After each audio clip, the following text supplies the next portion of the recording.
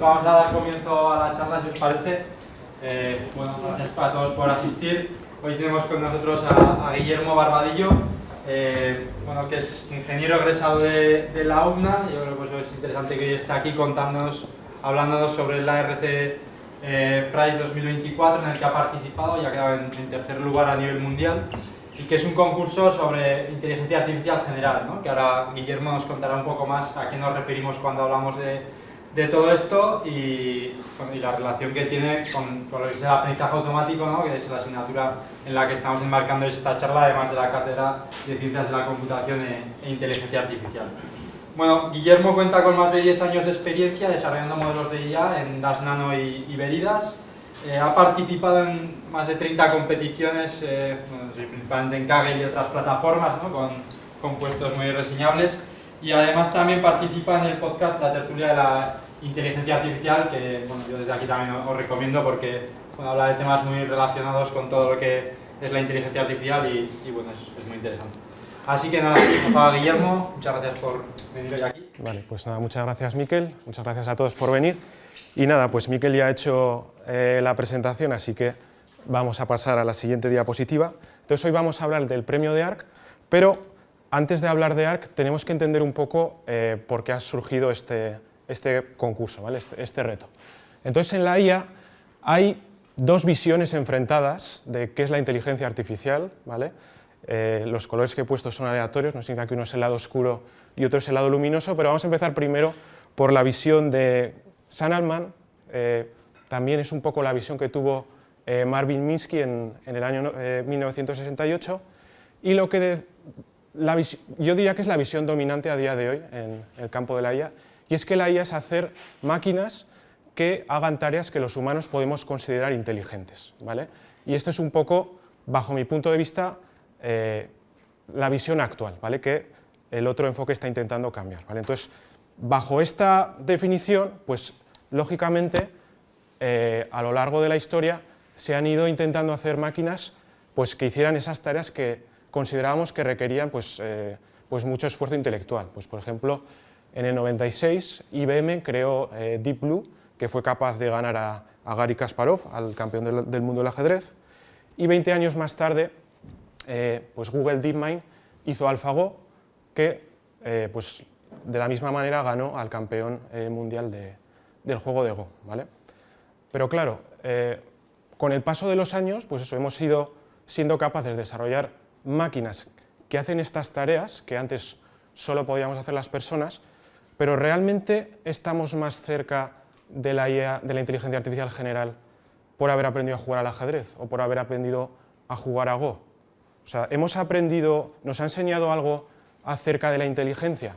O sea, no quiero quitar mérito porque son hitos muy relevantes, pero lo que medimos es importante, ¿vale? Si nuestro objetivo simplemente es hacer que el ordenador juegue al ajedrez porque tenemos una empresa de ajedrez y queremos luego vender ese servicio a otros, pues objetivo conseguido. Pero si realmente lo que queríamos era entender qué es mejor la inteligencia o desarrollar una inteligencia artificial general, pues probablemente ese no es el camino, porque pues a día de hoy pues Deep Blue no lo usamos para nada. Pues fue un hito, se cumplió y ya está.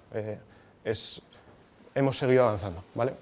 Entonces, aquí tenemos la segunda visión contrapuesta y que viene a decir que habilidad no es inteligencia, ¿vale? Jugar al ajedrez no es ser inteligente. ¿Por qué surge esta confusión? Pues porque en el caso de las personas sí que hay una correlación bastante grande entre habilidades e inteligencia. Y esto sucede porque nadie nace sabiendo jugar al ajedrez, ¿vale? Si llegamos a ser muy buenos al ajedrez, si llegamos a ser campeones de Navarra o del mundo del ajedrez, significa que hemos aprendido, ¿vale? Y esa capacidad de aprender nuevas habilidades es realmente la inteligencia, ¿vale? Entonces, cuando una persona muestra un nivel de habilidad muy alto, pues es bastante probable que esa persona sea inteligente porque ha sido capaz de aprender más eficientemente que el resto de las personas, ¿vale? Entonces, al final, la habilidad es el producto de la inteligencia, ¿vale? Y no hay que confundir habilidad con inteligencia. Bueno, entonces, con esta definición de que la inteligencia es la eficiencia a la hora de aprender nuevas tareas, tenemos que controlar tres factores si si queremos medir bien la inteligencia, ¿vale? Y para esto, pues vamos a poner un ejemplo. Vamos a suponer que yo quiero saber quién es la persona más inteligente de la sala, entonces traigo un juego nuevo de mesa, ¿vale? Me he inventado un juego, pues que no es ni el ajedrez ni el Go, sino un juego nuevo, y vamos a aprender todos a jugar a ese juego, y luego haríamos una competición para ver quién gana, y esa persona pues podría ser la más inteligente, ¿vale? Pero tendríamos que tener en cuenta estos factores, los conocimientos previos. Si hubiera alguien en la sala pues que es campeón de ajedrez de Navarra o que es muy friki de los juegos de mesa, pues empezaría con ventajas sobre los demás, ¿vale? Por lo cual invalidaría un poquito la prueba, ¿vale? Necesitaríamos que todos empezáramos más o menos del mismo punto de partida, ¿vale? El segundo factor, la experiencia. Imaginaos que os dejo a todos 1 hora para aprender a jugar ese juego, ¿vale? Si una persona, por cualquier razón, en vez de 1 hora dejáramos 10 horas, pues esa persona también, el resultado que conseguiría estaría sesgado, ¿vale? No sería comparable con el de las otras personas. Y bueno, la dificultad de generalización, aquí no aplicaría mucho. La dificultad de generalización es el examen que hacemos a la hora de medir esa nueva habilidad, cómo de diferente es de la experiencia que habéis experimentado, ¿vale? Entonces, imaginaos que en la experiencia pues, jugarais contra un ordenador, ¿vale? Y jugando contra el ordenador aprenderíais a jugar a ese juego de mesa nuevo, y luego el examen es jugar contra otras personas, ¿vale? Entonces, cada persona va a jugar distinto, ahí hay un cambio, tampoco es muy grande, pero hay un salto. Entonces, cuanto mayor sea el salto entre la experiencia y el examen, pues en principio vamos a poder medir mejor la inteligencia, ¿vale? Entonces, esto es un poco a nivel teórico, esta visión de Chollet.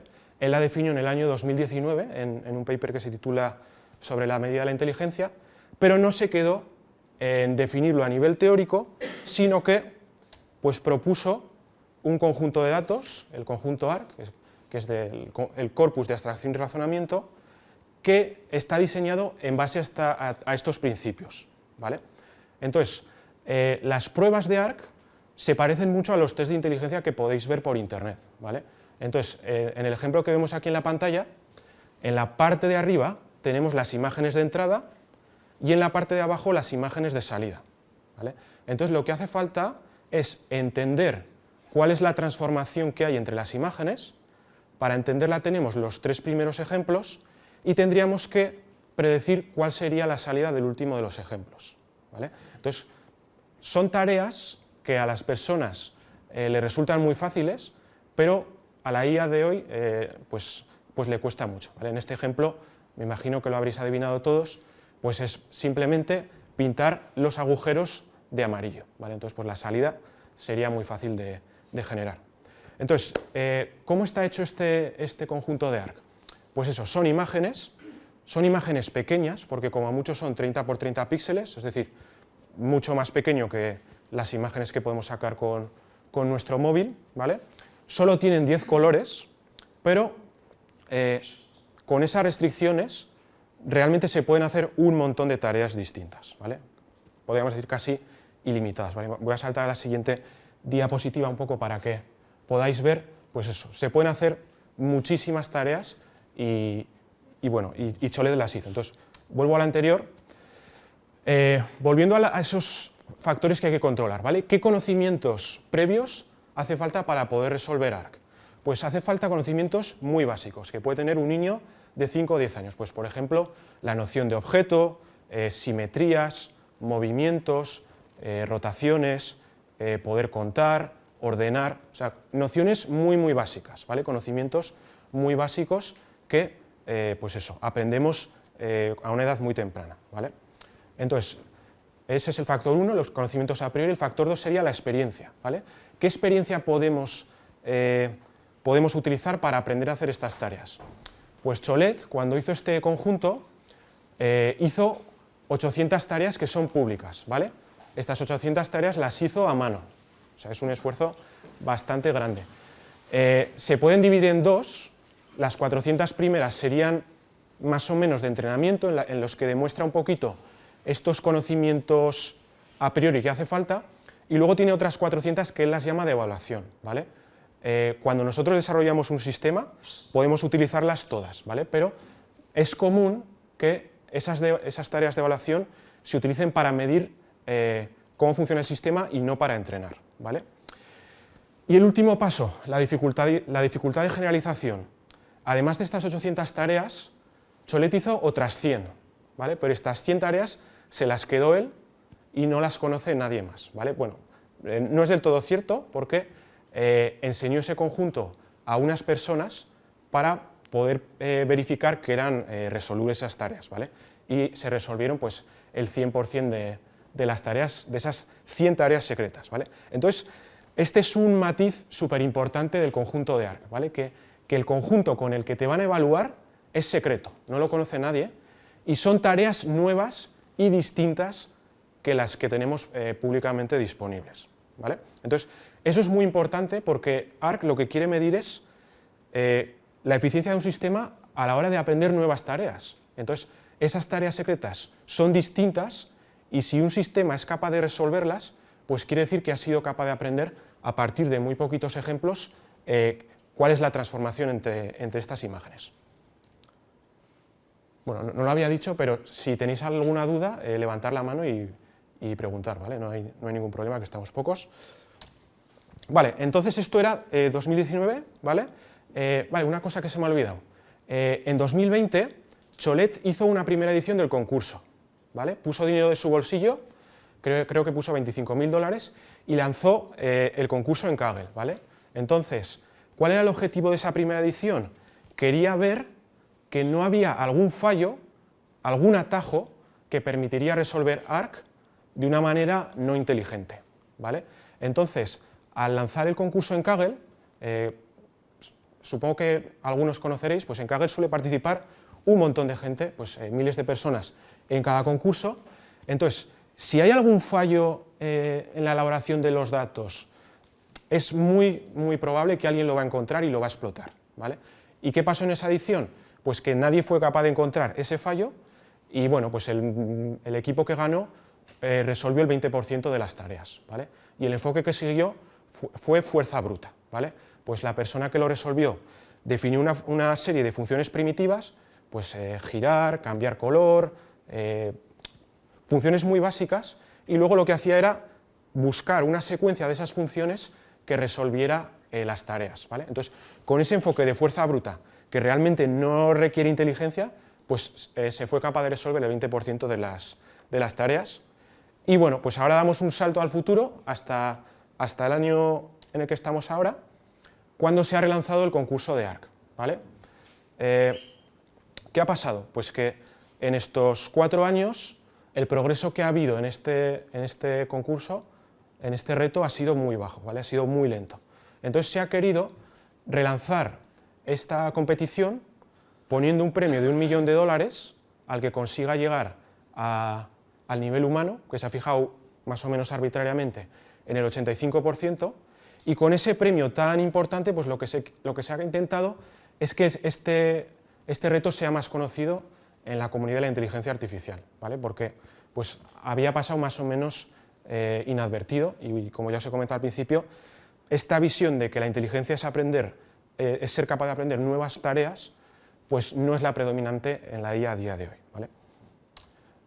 Bueno, en esta gráfica lo que podemos ver en amarillo es cómo ha evolucionado la precisión en el conjunto de ARC, ¿vale? Entonces podéis ver, el eje horizontal es el tiempo que ha pasado desde que se liberó, entonces se puede ver que el progreso es lento y ahí pues hacían una estimación de qué hubiera pasado si no hubieran relanzado la competición, ¿vale?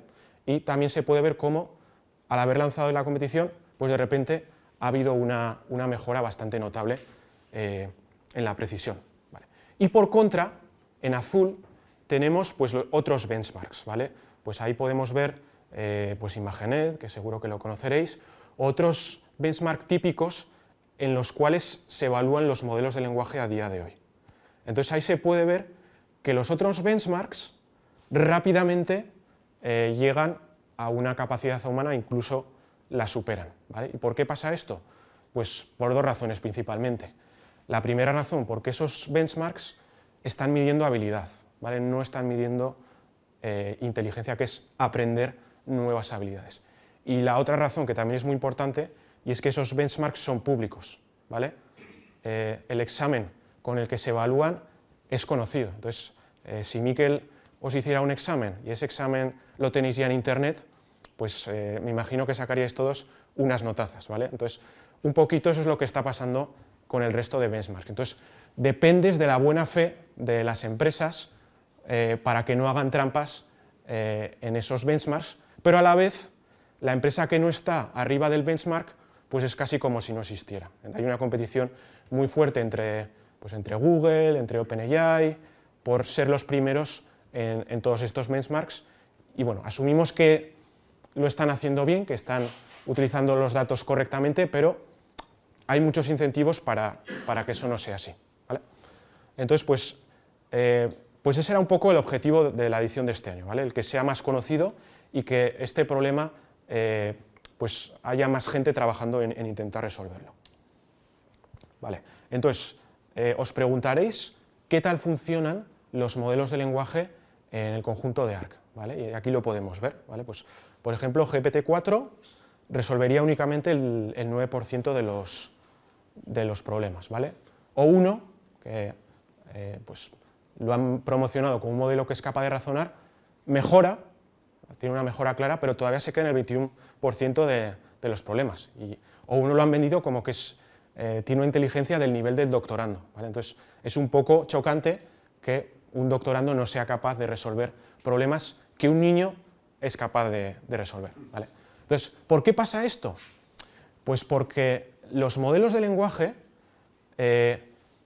funcionan bien no dependiendo de la complejidad del problema, ¿vale? Un modelo de lenguaje puede resolver problemas de doctorando si lo hemos entrenado a resolver problemas de doctorando, ¿vale? Donde no funcionan bien es cuando los problemas con los que lo evaluamos no son familiares, no están en esa base de datos de entrenamiento. Y como todas las tareas de ARC son nuevas, son distintas, pues a estos modelos les cuesta mucho aprender a hacer esas tareas nuevas, ¿vale? Vale, entonces, dicho esto, toda esta introducción sobre bueno, pues, qué es la inteligencia, qué es la IA y qué es el conjunto de ARC, ahora os voy a contar cuál ha sido el enfoque que he tomado yo este año para intentar resolver el conjunto de ARC, ¿vale? Y bueno, pues casualmente yo este año estaba de año sabático, entonces pues he tenido un montón de tiempo para trabajar en el problema que de otra manera no hubiera podido, así que pues tuve mucha suerte que se relanzara. Yo conocía ARC desde el año 2019 y estuve un poquito dedicándole tiempo también en aquella primera edición del 2020, pero no sé, por mil razones pues tampoco le dediqué mucho tiempo, pero siempre se me había quedado en la cabeza y de vez en cuando pues eso, lo recordaba y me daban ganas de volver a trabajar, pero pues no sé, al final te surgen otras cosas y no lo había hecho, y cuando se relanzó pues dije, venga, tengo que ir a por ello porque bueno, a mí Cholet como pensador me encanta y la prueba pues me gusta mucho y nada, pues le he dedicado muchas horas a este problema, ¿vale? Entonces, la filosofía de mi solución, ¿vale? Yo lo que he hecho este año es centrarme en el aspecto de abstracción, ¿vale? Porque ARC es abstracción y razonamiento. El razonamiento lo he dejado un poquito aparte, lo he dejado para el año que viene. Este año me he centrado en la abstracción, ¿vale?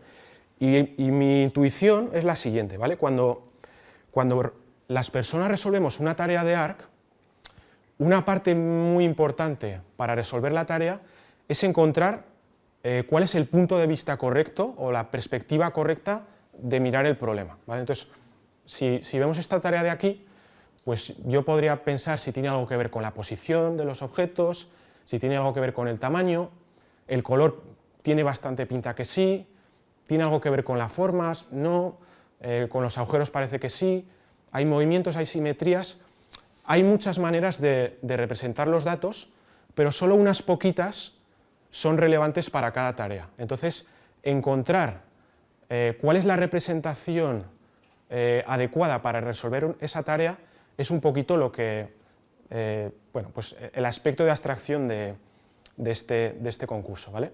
Entonces,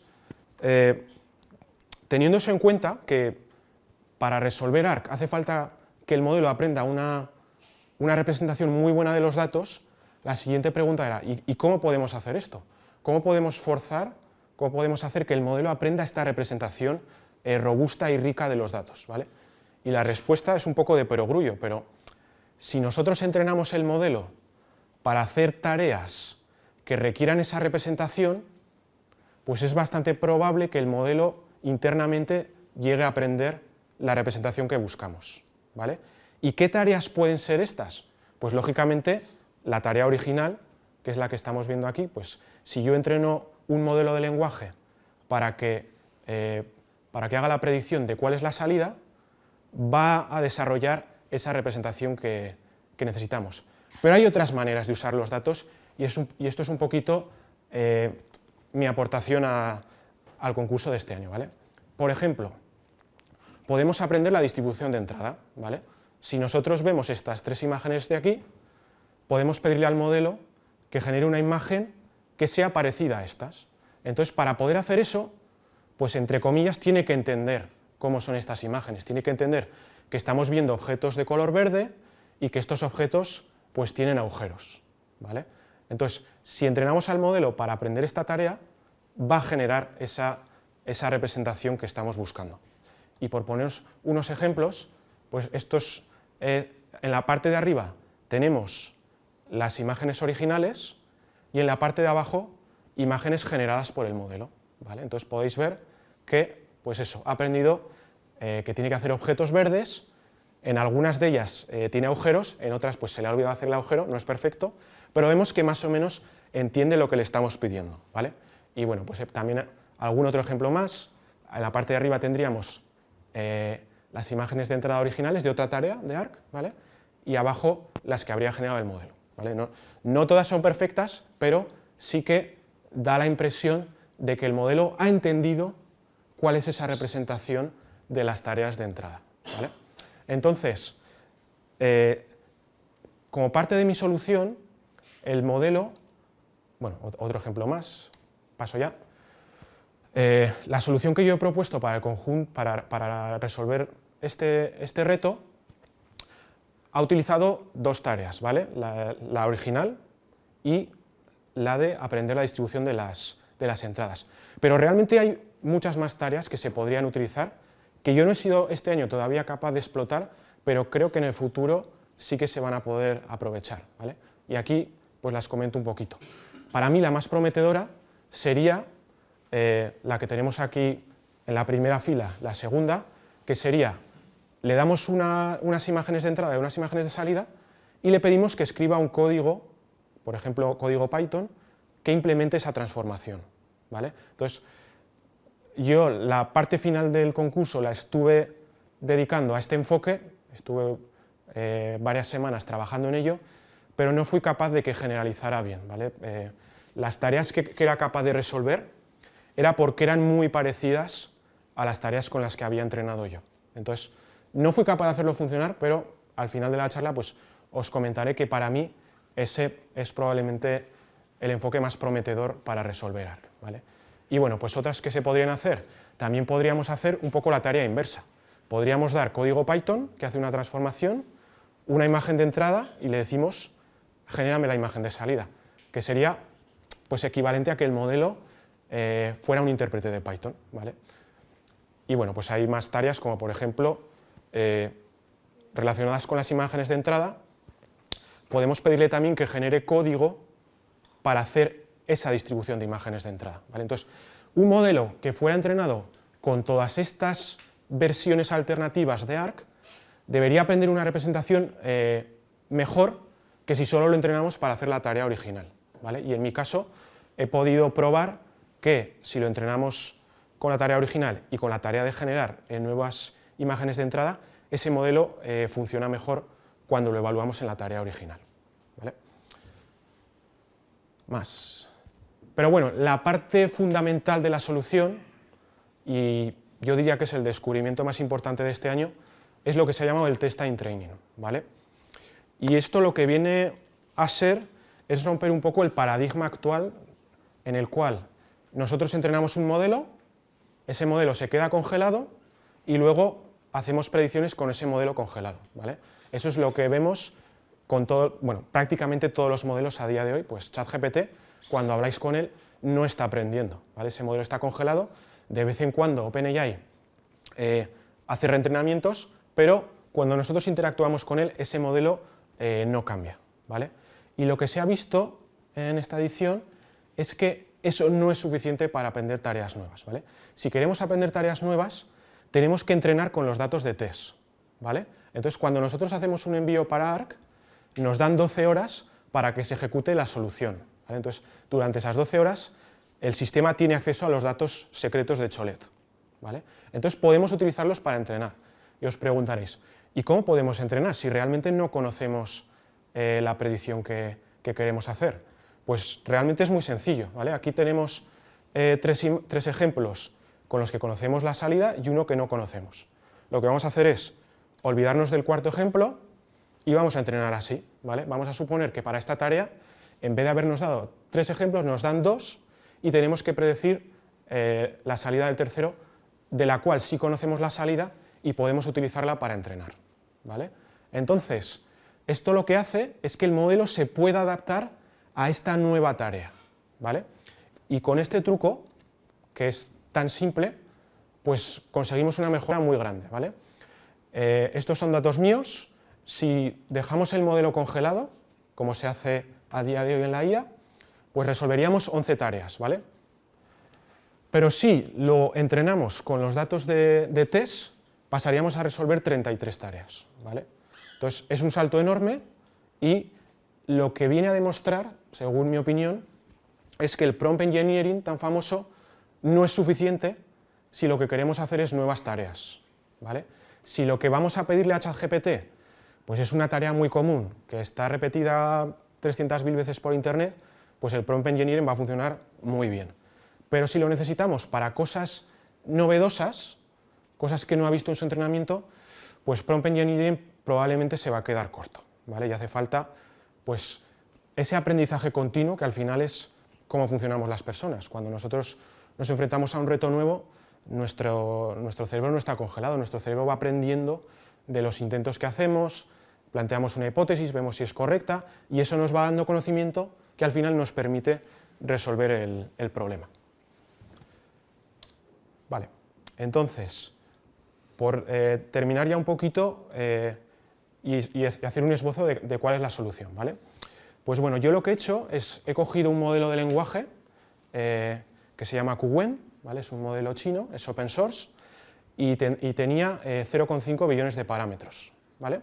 Entonces, este modelo lo que he hecho es entrenarlo con los datos públicos que tenemos de ARC, ¿vale? Y como os he comentado, lo he entrenado por una parte para que aprenda a generar la salida, la tarea original, y por otra parte para que aprenda a generar la distribución de entrada.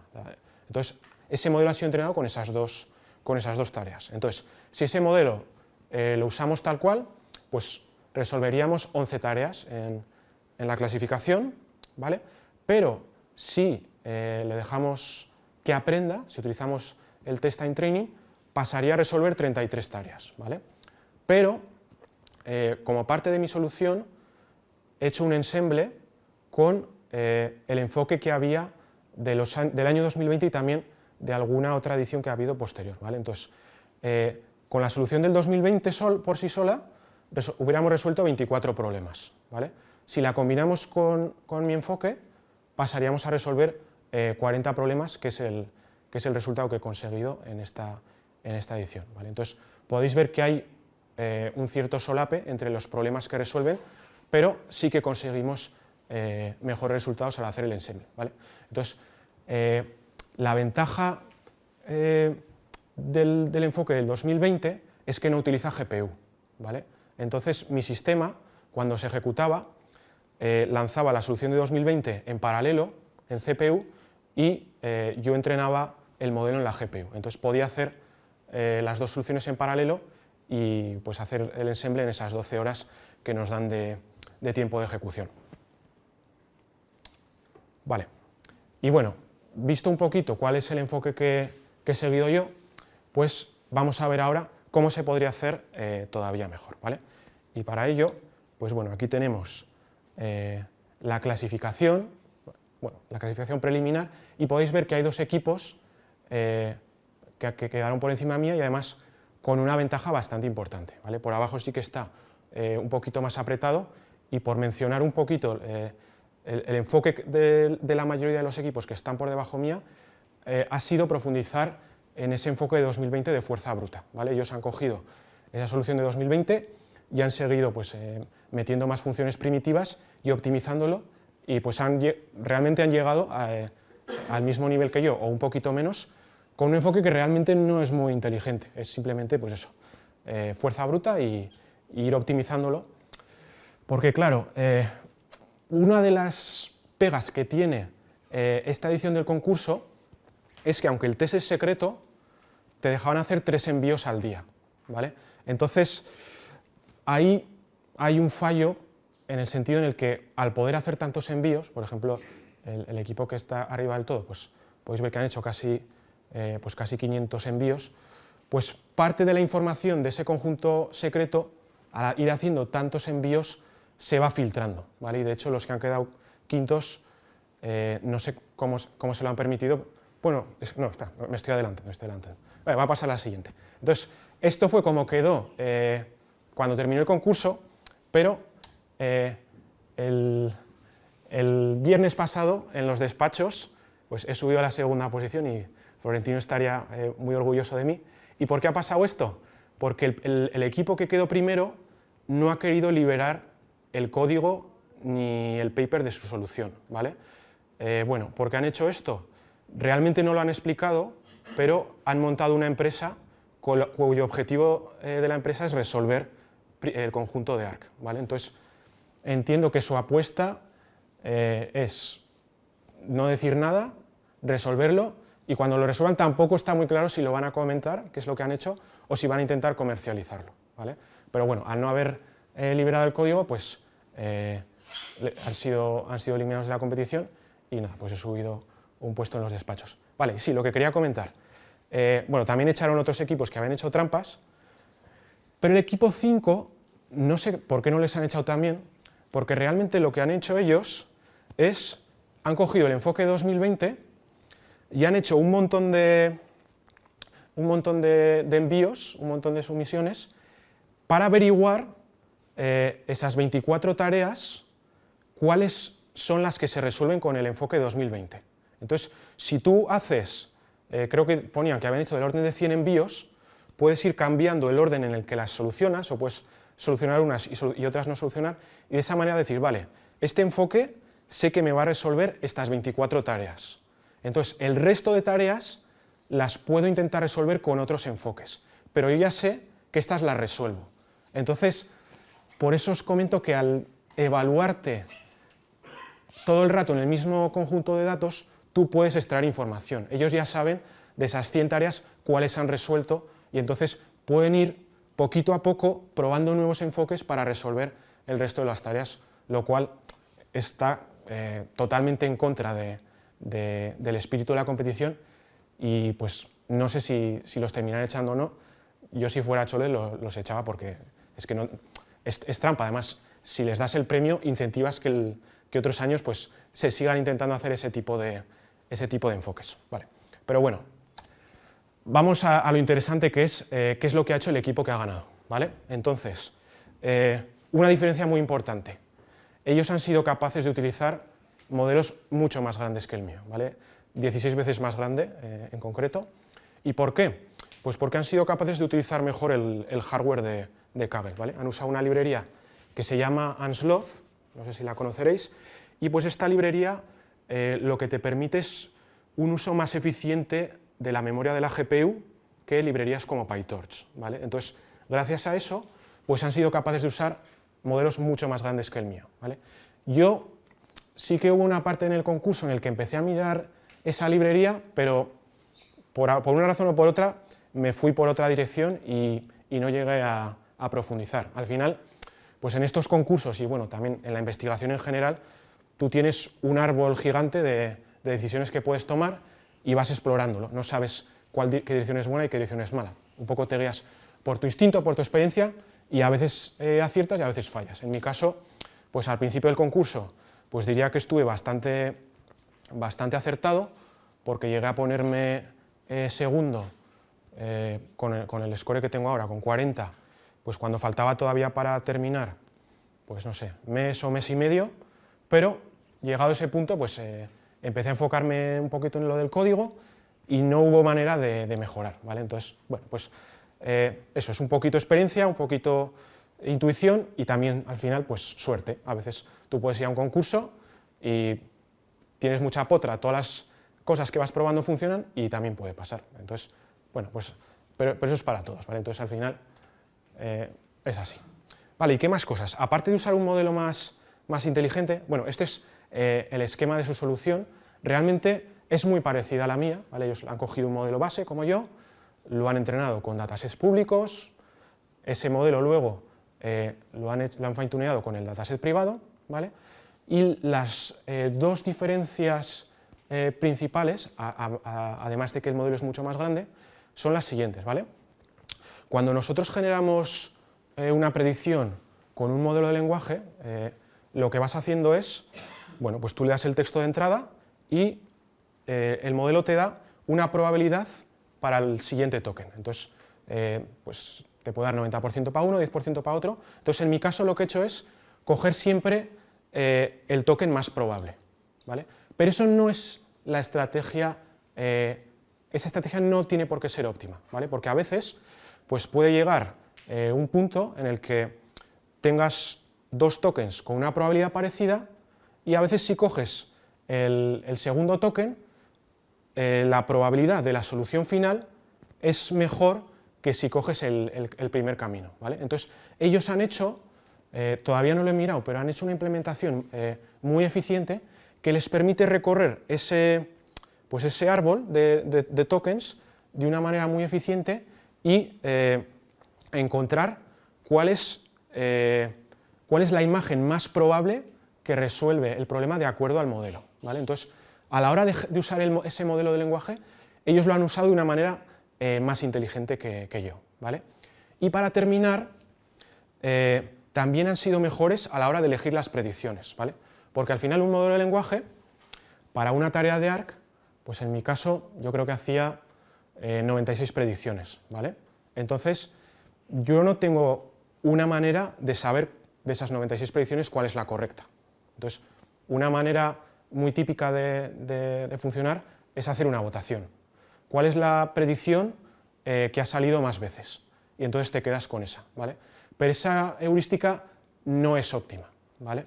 Y de hecho yo estuve estudiando y también estuve intentando entrenar el modelo para que hiciera esa selección, pero no fui capaz de hacerlo funcionar. Fue una de las cosas que estuve intentando y no fui capaz de hacerlo funcionar.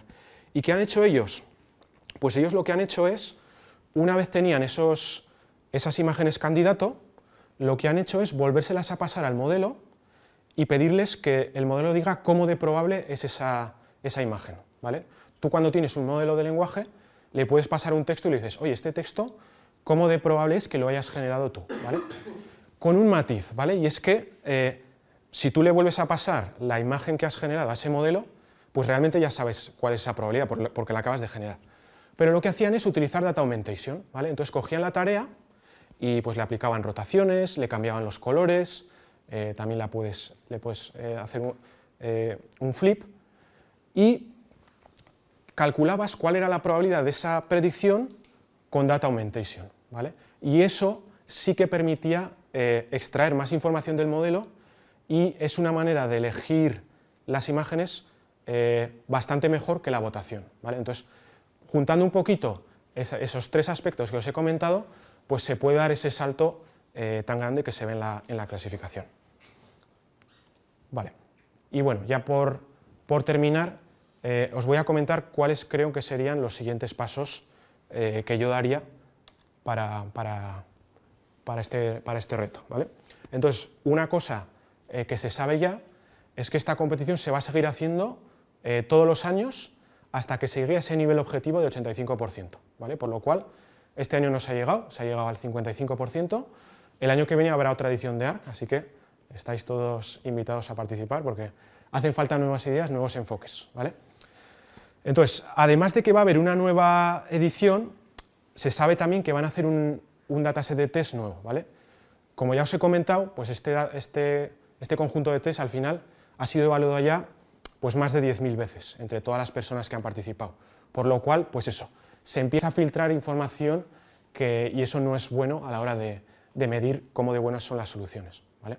Aparte que el propio Cholet es consciente de que hay algunos fallos en ese dataset, en el sentido de que, aunque el objetivo era que todas las tareas de ese conjunto secreto sean distintas, pues sí que debe haber un cierto solape entre esas tareas y las del conjunto público, ¿vale? Por lo cual, se quiere crear una versión 2 del dataset que resuelva esos problemas, que tenga más de 100 ejemplos para que pues, las mediciones que podamos hacer sean más fiables, porque al final pues, la incertidumbre que tú tienes cuando solo evalúas 100 tareas pues es alta. Y luego también se quiere hacer que haya dos conjuntos, ¿vale? De tal manera que durante el concurso nos vamos a evaluar con uno de esos conjuntos y cuando termina la competición nos vamos a evaluar con el segundo. Y de esa manera se quita ese riesgo de que haya un equipo que esté haciendo ahí 40.000 envíos para adivinar cuál es solución, ¿vale? Entonces, bueno, pues el año que viene va a haber una competición y debería ser pues, mejor todavía que la de este año, ¿vale? Entonces, como os había comentado, este año yo me he centrado sobre todo en la abstracción, ¿vale? Y creo que el año que viene hace falta progresar en el razonamiento, ¿vale? Entonces, ¿cómo podemos progresar en ese razonamiento? ¿Vale? Pues, cuando una persona intenta resolver una tarea de ARC, en su cabeza lo que va haciendo es establecer hipótesis. Pues yo creo que esta tarea hay que hacer esta cosa. Y en nuestra cabeza podemos simular la tarea y ver si encaja con la salida, ¿vale? Entonces, esto lo podemos hacer con código Python, ¿vale? Podemos hacer que el modelo genere un código Python que resuelva la tarea y ese código Python podemos verificar si resuelve la tarea para los ejemplos de entrenamiento, ¿vale? Entonces, eso nos permite verificar que con el modelo de lenguaje no tenemos ninguna certeza de que las predicciones sean correctas, pero con el código sí.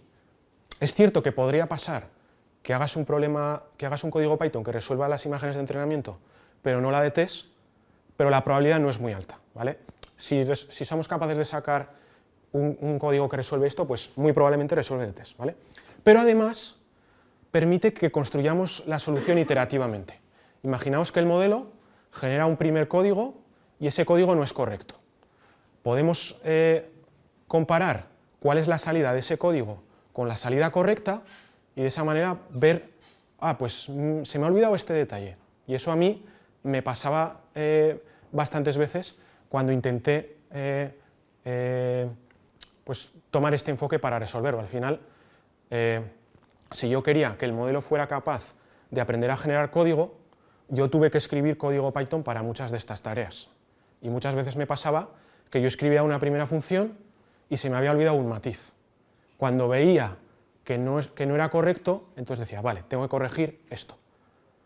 Entonces, para mí, por ahí pueden ir los tiros para pues meter intentar emular ese razonamiento que tenemos las personas, ese modelo interno, reemplazarlo por el intérprete de Python y permitir que iterativamente podamos llegar a una solución para las tareas nuevas, ¿vale?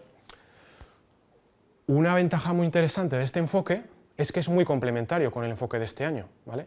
Podríamos primero intentar resolver las tareas con código y como podemos verificar ese código, pues podemos saber o tener bastante certeza de que, imaginaos, hemos resuelto 40 tareas con este enfoque, ¿vale? Entonces, lo que haríamos a posteriori sería, vale, las 60 tareas restantes vamos a intentarlas con el enfoque de este año. Entonces, mezclando los dos enfoques, pues eso a priori tiene bastante buena pinta de dar mejores resultados que solo un enfoque por su cuenta, ¿vale? Y luego además tenemos evidencias de que este enfoque de usar código puede funcionar muy bien porque antes, cuando os he enseñado la clasificación de los modelos públicos, no he entrado en detalles sobre los que están arriba del todo, ¿vale? Entonces, hay dos personas, Jeremy Berman y Ryan Greenblatt, que realmente el primero fue Greenblatt, que han hecho un enfoque que es muy interesante, ¿vale? Entonces, ¿qué han hecho ellos? ¿Vale? Ellos han cogido estos modelos de lenguaje, Ryan ha cogido GPT-4o y Jeremy ha cogido Claude, ¿vale? Por eso la diferencia entre ambos, pero el enfoque que han hecho es muy similar, ¿vale? Lo que han hecho es pedirle a estos modelos que generen código Python para resolver las tareas, ¿vale? El matiz es que han generado un montón de códigos, ¿vale? Ahí podéis ver en el eje horizontal, pues esto es de Ryan, llegaba a generar hasta 2048 intentos a la hora de resolver una tarea, ¿vale? Y en el eje vertical lo que podemos ver es cómo va subiendo la precisión conforme aumentamos el número de predicciones, ¿vale? Entonces, este enfoque es muy interesante porque realmente están cogiendo un modelo y no están ajustándolo para ARC, ¿vale? Es el modelo tal cual lo ha entrenado Anthropic o OpenAI, ¿vale? Y se puede ver cómo escala muy bien con el número de predicciones, ¿vale? Y pues aquí han llegado hasta 2048, bueno, hacían estimaciones de que si llegaras a un número gigantesco, pues podría resolver ARC, ¿vale? Habría que verlo, pero bueno, tiene unas propiedades muy interesantes gracias a que el código se puede verificar, ¿vale? Tú te puedes permitir hacer 2048 predicciones porque luego vas a poder tener un mecanismo muy eficiente a la hora de ver si una predicción es correcta o no, cosa que cuando tú predices la imagen no puedes hacer, ¿vale? Entonces, claro, el problema de este enfoque es que están utilizando modelos muy grandes, muchísimo más grandes que los que hemos usado para el concurso y están haciendo un porrón de predicciones, ¿vale? Pero sí que nos enseña un camino que, pues eso, intentando que funcione con modelos más pequeños y que sea mucho más eficiente, porque ya os digo que 2048 predicciones en el tiempo que nos dan es imposible, pero pues 100 se podrían hacer, ¿vale? Entonces, intentar hacer este enfoque más eficiente podría ser un camino para resolver ARC.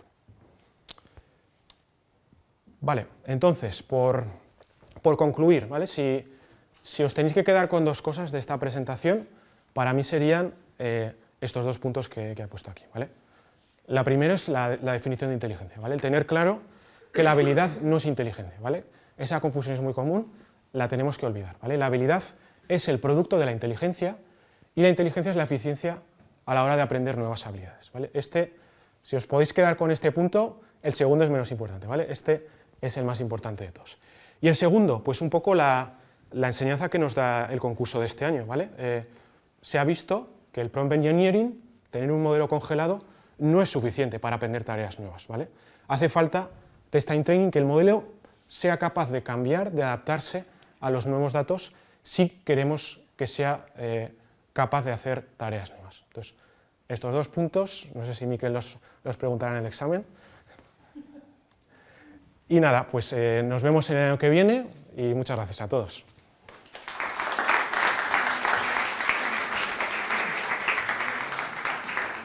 Entonces, en este QR, si queréis, está la solución explicada con más detalle, ¿vale? Al final no he entrado en todos los entresijos por no hacer una presentación larguísima. Lo podéis encontrar también en Kaggle, pero bueno, ahí tenéis el código. Muy bien, muchas gracias Guillermo por la presentación. ¿Tenéis alguna pregunta? Perfecto. ¿Algunas dudas? Va, yo primero. Yo tengo un poco de curiosidad de cómo se implementa directamente, o sea, en plan, a nivel...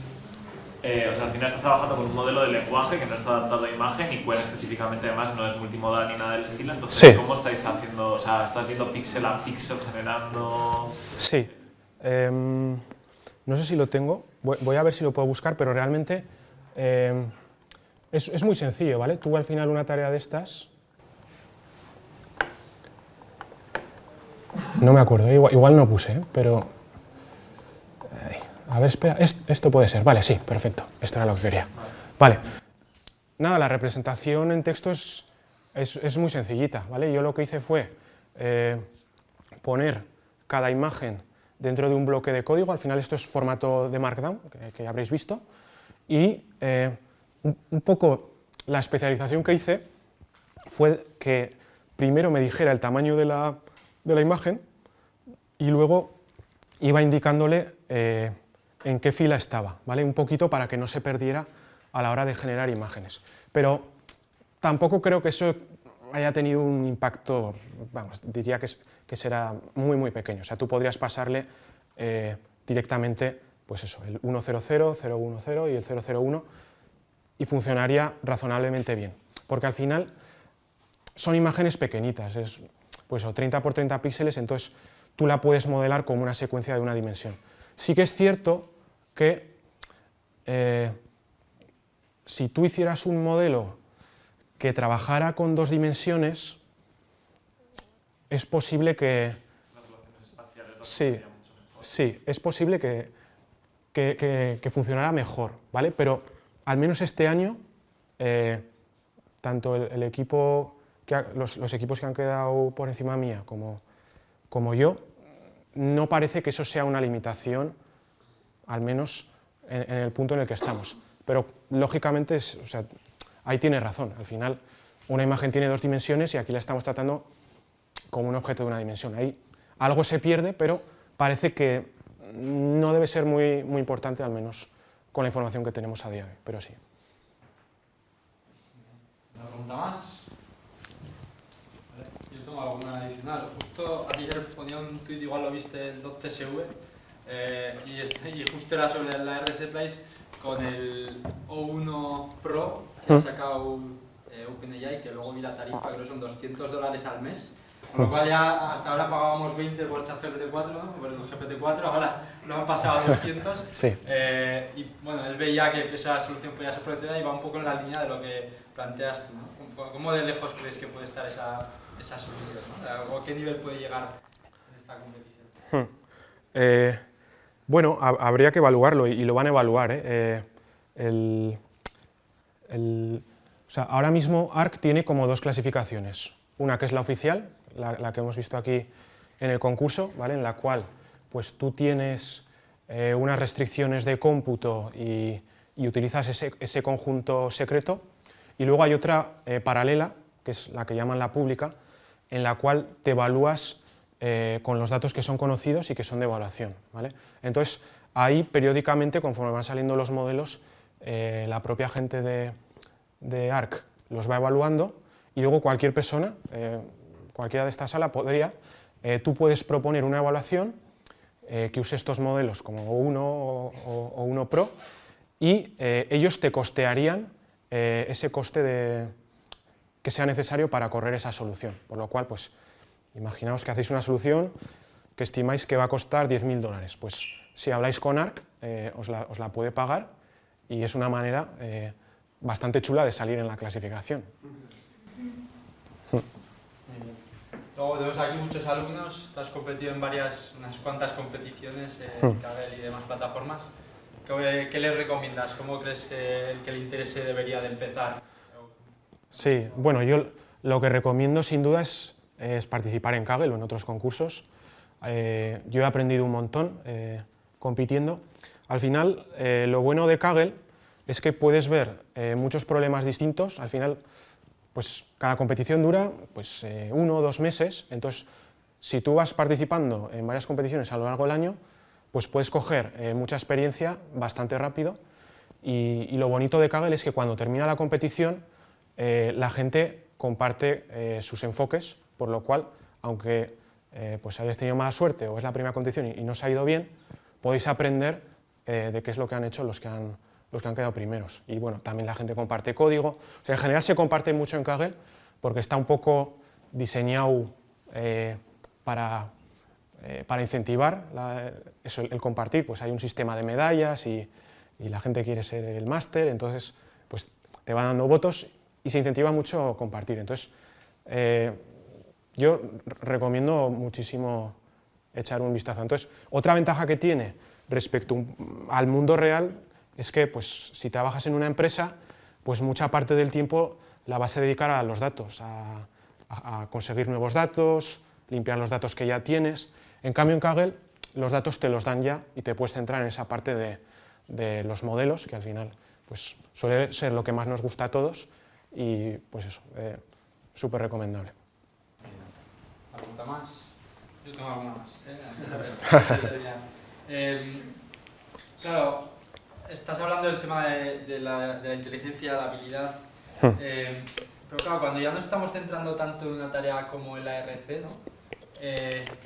¿Cuánto nos estamos centrando en la habilidad, ¿no?, para resolver esa tarea concreta y no en esa inteligencia, ¿no?, que nos permita hacerlo bien, ¿no? Es como, al final te estás especializando tanto en el ARC que cuánto de lo que desarrolles aquí te va a servir para desarrollar esa idea general. Sí, a ver, lógicamente hay un... Bueno, no lo llamaría riesgo, pero hay maneras de resolver ARC que realmente no nos enseñan nada de la inteligencia. Pues el enfoque de la fuerza bruta, si al equipo este que ha quedado quinto le dejas un año más compitiendo, te resuelven ARC, ¿vale? Pero eso no nos va a enseñar nada. Entonces, lo interesante, o lo que yo creo que hay que intentar hacer, es resolver ARC, pero con un enfoque que sea lo más general posible para que luego puedas cogerlo y aplicarlo a otros campos. Pues yo qué sé. Al final, ARC lo que busca es que tú tengas un sistema que sea capaz de aprender cosas a partir de muy poquitos datos, que al final es un poco lo que nos diferencia a nosotros de las máquinas, que somos muy eficientes y podemos aprender con muy pocos datos. Un sistema que resuelva ARC y que sea general, pues realmente tendría muchas aplicaciones. Pues el tema de los agentes, que está ahora muy de moda, robótica, que al final es un agente con un cuerpo. Al final los robots vamos a querer que hagan un montón de tareas distintas. Si somos capaces de que aprendan con muy poquitos ejemplos, pues eso va a ser muy beneficioso. Y respecto a lo que es la inteligencia humana, ¿no?, yo creo que, o sea, hay una cuestión aquí que estamos viendo, ¿no? Dices, no basta con un modelo congelado. Sí. Hace falta ese pequeño fine-tuning, ese feature learning, ese último test time learning, ¿no? Pero claro, en los humanos siempre hay en el fondo alguien que es capaz de inventar algo por primera vez, ¿no?, algo distinto. ¿Crees que con la IA vamos a llegar a ese punto en el que llegue a salirse de su entorno de aprendizaje? ¿O cómo consideras que estamos en ese sentido? Sí, yo creo que sí, porque o sea, todo depende un poco del sistema, pero al final el propio modelo de lenguaje, como lo que ha aprendido es una distribución, tú puedes usarlo de manera muy, no sé cómo decirlo, conservadora, que siempre te quedas con el token más probable, o lo puedes usar de una manera muy creativa. O, por ejemplo, pues volviendo a lo que hablaba al principio, pues cuando DeepMind entrenó AlphaGo, los que juegan a Go dicen que hizo alguna jugada que era como muy creativa, que no se le hubiera ocurrido a nadie. Entonces, sí que hay maneras, y dependiendo del sistema, de que la IA llegue a ser creativa y que genere nuevo conocimiento. Y una muy relacionada con la asignatura, ¿no? Has hablado de los ensembles. Sí. ¿Cómo has aplicado tú esa estrategia en ensemble? O sea, ¿qué estrategia utilizas? ¿Es a nivel de píxel, de token? ¿Cómo es, no? No, la estrategia es muy sencilla. Una cosa que no he mencionado es que en la evaluación de ARC te dejan 2 intentos. Tú puedes predecir 2 imágenes para cada tarea, ¿vale? Entonces lo que he hecho es, el primer intento es la solución del 2020 y el segundo intento es el mío. Es tan simple como eso. Con que una de las dos vaya bien, eso es, sí. dan como la tarea. Sí, correcto. Supera. Vale. Sí, a ver, eso está pensado así porque hay ciertas tareas que pueden ser un poco ambiguas, ¿vale? Hay tareas que a una persona podría llegar a plantear distintas soluciones para una misma tarea, entonces al permitir varias opciones haces hueco a lidiar con esa ambigüedad. Y luego ya la última, por mi parte, claro, la solución que estáis planteando es mediante modelos del lenguaje, ¿no? Sí. ¿Crees que en la inteligencia artificial va a hacer falta algo distinto a los modelos del lenguaje para llegar a esa idea general? ¿O ya de aquí en adelante no todo va a ser modelos del lenguaje? A ver, no lo sé, pero te doy mi intuición. Yo creo que lo que hace falta son modelos del mundo, ¿vale? Yo, como me imagino que funciona nuestro cerebro, tenemos un modelo del mundo que está todo el rato haciendo predicciones sobre lo que va a pasar, y luego como que tenemos un modelo de lenguaje pequeñito que coge la información de ese modelo del mundo y la usa para hablar, ¿vale? Entonces, no sé si van a llegar a ser dos piezas separadas o si va a ser una pieza sola, pero sí que creo que uno de los problemas fundamentales de los modelos de lenguaje a día de hoy es que realmente no han experimentado lo que es el mundo, sino solo contexto. Entonces, es una visión del mundo pues casi como si miramos por debajo de la rendija de la puerta, es una visión muy sesgada, muy limitada. Entonces, yo diría que el siguiente paso va a ser entrenar modelos que un poquito como hacemos nosotros, pues aprendan a predecir qué es lo que va a pasar y teniendo ese modelo del mundo tú puedes empezar a planificar, pues si hago esto, ¿qué pasaría? Si hago esto, ¿qué pasaría? Diría que van por ahí los tiros, pero es posible que, no sé si será dos modelos, un modelo, eso no tengo ni idea, pero que por los modelos del mundo va a ser una de las cosas más interesantes de los próximos años, diría que casi seguro que sí. Pues muchas gracias, Guillermo. Muchas gracias también a la Cátedra de Ciencias de la Computación e Inteligencia Artificial por financiar esta charla hoy aquí. Y nada, esperamos volver a verte el año que viene, quizás como primero, ¿no? Bueno, y a ver si animaos también vosotros. Y alguno de estos alumnos también se anima a participar en la competición. Muchas gracias.